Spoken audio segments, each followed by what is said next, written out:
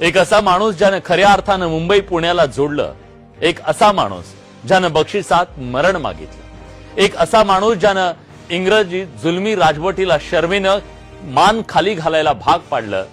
अर्थातच मी स्वातंत्र्यवीर शिंगरोबा धनगरांबद्दल बोलतो. सह्याद्रीच्या कडेकपाऱ्या आणि आडवाटांची खडानखडा माहिती असणारा हा माणूस आज मिसिंग लिंक लोकांसाठी खुला झाला. जगातला सगळ्यात रुंद बोगदा म्हणून त्याची Guinness book of world record मध्ये नोंद झाली. अभियांत्रिकीचा एक उत्कृष्ट नमुना म्हणून या बोगद्याकडे पाहिलं जात आहे. पण हा मार्ग शोधण्याचं खरं श्रेय जातं ते स्वातंत्र्यवीर शिंगरोबांना. ते कसं? यासाठी आपल्याला इतिहासाची पानं जरा चाळावी लागतील.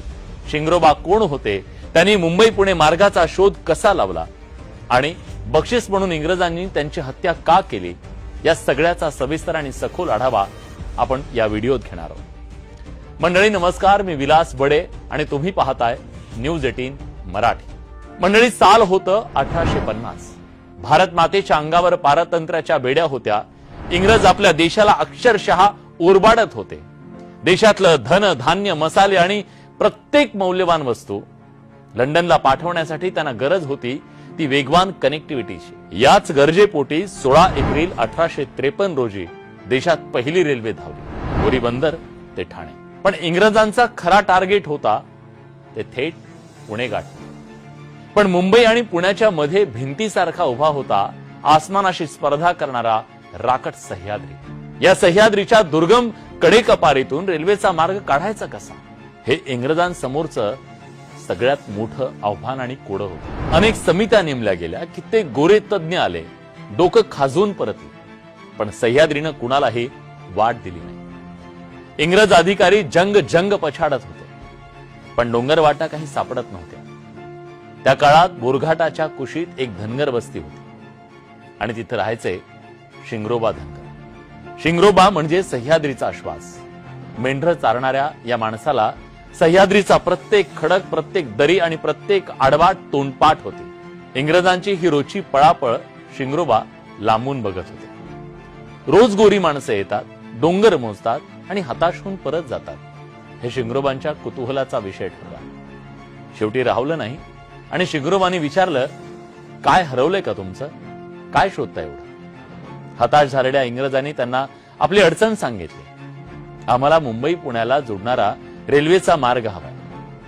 हे सांगताना त्या गोऱ्या अधिकाऱ्यांनाही स्वप्नात वाटलं नसेल या डोंगराच्या राजाकडे त्याचं उत्तर देऊ.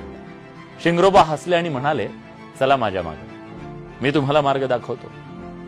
काही वेळा शिंगरोबांनी इंग्रजांना तो मार्ग दाखवला जो आज जगासाठी अभियांत्रिकीचा चमत्कार आहे. एका धनगराच्या अनुभवापुढे 7 समुद्रापारची विद्या थकली हो.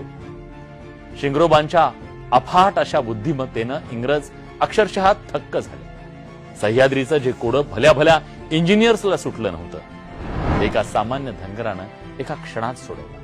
कमालीचे खुश झालेले गोरे अधिकारी शिंगरोबांना म्हणाले, माग काय मागायचं तुला? पैसा, जमीन की जहागिरी? ती वेळ अशी होती की शिंगरोबांनी सोन्याची वीट जरी मागितली असती ना, तरी इंग्रजांनी त्यांच्या पायाशी ठेवली असती. पण शिंगरोबांचा पिंड हा स्वार्थाचा नव्हता, स्वाभिमानाचा होता. आपल्या मातीला ओरबडणारे, आपल्याच भावंडांवर अत्याचार करणारे हे परके इंग्रज शिंगरोबांनाही बोचत होते. शिंगरोबा शांतपणे म्हणाले, साहेब, द्यायचंच असेल तर माझ्या देशाला स्वातंत्र्य द्या.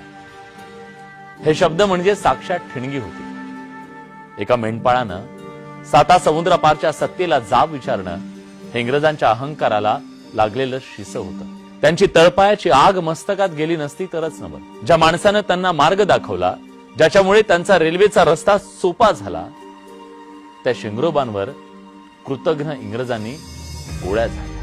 सह्याद्रीच्या कुशीत शिंगरोबांचं रक्त सांडलं, पण त्या बलिदानानं हा घाट अमर झाला. शिंगरोबांनी जिथं प्राणाची आहुती दिली, तिथंच आज त्यांचं छोटंसं एक श्रद्धेचं देऊळ उभं आहे. आजही जुन्या मुंबई पुणे महामार्गावरच्या बोरघाटात प्रवासी या वाटाड्या हुतात्म्यापुढे नतमस्तक होऊन त्याचं दर्शन घेतात. आज मुंबई पुणे एक्सप्रेस वेवरचा मिसिंग लिंक लोकांसाठी खुला झाला.